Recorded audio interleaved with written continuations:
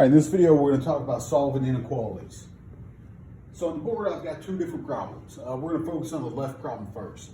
And right now, we're just dealing with one-step inequalities, which means we should be able to do one thing and have our answer. So just like equations, we're going to treat these the same way.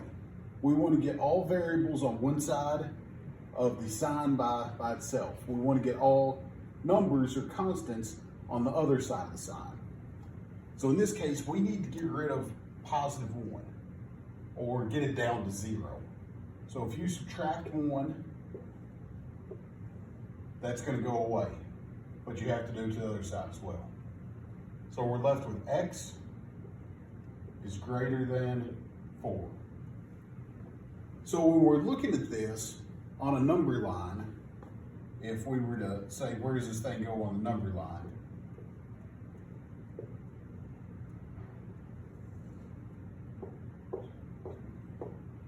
Okay, so x could be any number that is larger than 4.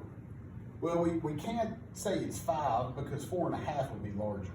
So we need to circle 4. I'm not going to color it in because we're not going to include that number. That means it's going to include every number that is larger than 4. Okay? If we had and I'll do the second one with an equal sign underneath so you can see the difference.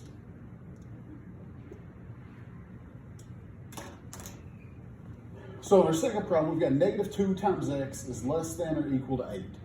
Okay, there's one little difference in this, and you'll see what's happening here. To get down to 1x, I need to divide both sides by negative 2,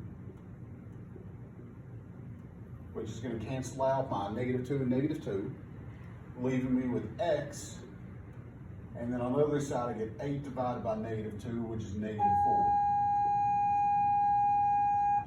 The only difference is, anytime I divide by a negative or multiply by a negative to get a single variable, I have to flip my inequality sign.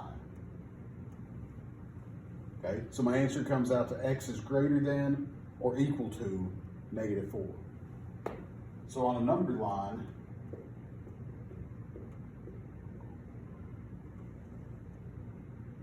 because we have an equal to this time, so it means that our answer could be negative 4, but it can also be any number larger than negative 4.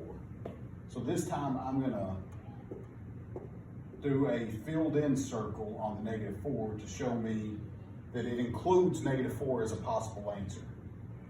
And then I'm going to draw an arrow to the right showing that any number negative 4 or bigger than negative 4 could be a possible answer for that inequality.